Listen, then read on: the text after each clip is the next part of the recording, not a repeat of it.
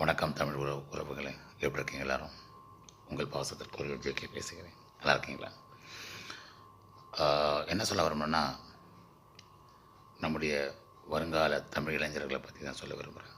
எப்படி இருக்கணும், அதாவது ஒரு முன்னோடியாக இருக்கணும், அதே போல் உழைப்பாளியாக இருக்கணும், உண்மையாக இருக்கணும், தர்மத்தை ஃபாலோ பண்ணணும், ஹார்ட் ஒர்க் இருக்கணும், டீம் ஒர்க் இருக்கணும். நல்ல விஷயங்களை செய்யும்போது டீம் ஒர்க், ஒரு தொழிலாக இருக்கட்டும், ஒரு சாகசமான விஷயம் பண்ணுறதா இருக்கணும், நம்ம டீம் ஒர்க் இருக்கணும்.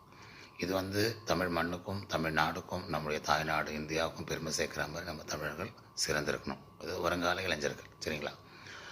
அம்மா அப்பா பேச்சு கேட்கணும், நல்ல நண்பர்களை செலக்ட் பண்ணணும், அதே போல் நம்முடைய மொழிகள் வளர்த்துக்கணும், புரியுதுங்களா? அதே போல் சமையல் கற்றுக்கணும், அதுக்கப்புறம் பாதுகாப்புக்கு உண்டான இந்த ஸ்விம்மிங் கற்றுக்கணும், நீச்சல் கற்றுக்கணும். இது நமக்கும் பாதுகாப்பு, நாலு உயிரையும் காப்பாற்றலாம், சரிங்களா? அப்புறம் பண்பான குணங்களை வளர்த்துக்கணும். அப்புறம் ஒழுக்கம் வெரி இம்பார்ட்டண்ட். இதில் டைமுக்கு அட்டென்ட் பண்ணுறது, இதெல்லாம் முக்கியமான ஒரு வளர்ச்சி வருன்றது ஒரு டிசிப்ளின் சொல்லுவாங்க. ஒரு ஒழுக்கத்துக்குள்ளே வர்றது தான் அது ஒரு மனுஷனுடைய வளர்ச்சியாக இருக்கும், சரிங்களா?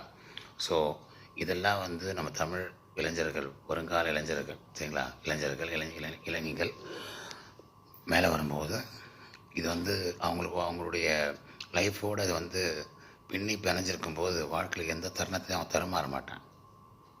தடுமாற மாட்டாங்க. அவங்களுடைய குறிக்கோள், அவங்களுடைய இலக்கை அடைஞ்சிருவாங்க. ஏன்னா அது பேர் தான் ஒரு நெறிமுறையோடு வாழ்கிறது, புரியுதுங்களா?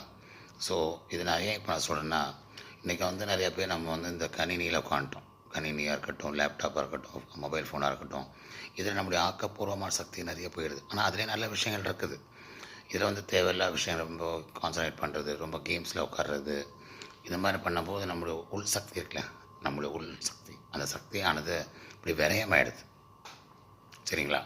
ஸோ அதை நம்ம செல்ஃப் கண்ட்ரோல் பண்ணிக்கணும். அம்மா அப்பா சொல்லியோ, நண்பர்கள் சொல்லியோ, மனைவி சொல்லியோ, இல்லாட்டி இது இளைஞர்களுக்கும் என்ன சொல்கிறது நான், சரிங்களா?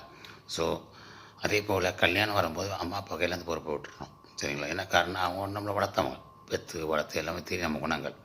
காதலித்து கல்யாணம் பண்ணுறது தவறில்லை, ஆனால் அது முறைப்படி 2 வீட்லேயும் சேர்ந்து மறுபடி பண்ணிக்கணும். ஓடி போகிறது, கஷ்டம் கொடுக்கறது, அந்த மாதிரி வாழ்கிறவங்களுக்கு சாபங்கள் தான் நிற்குமே தவிர வாழ்க்கையில் கஷ்டப்பட்டு தான் மேலே வரணும். ரொம்ப போராட்டமாக இருக்கும். 1. 2வது குழந்தைகள் பரிமாறிப்பது, அதே போல் சமுதாயத்தில் நடந்து கொள்வது, இல்லாட்டி ரொம்ப கருணையாகவும் அன்பாகவும் பாசமாக இருங்க. ஏமாறுறோன்றது அவங்க தலைவிதியாக இருக்கலாம், ஆனால் கொஞ்சம் உஷாராக பண்ணுறது நல்லது, சரிங்களா?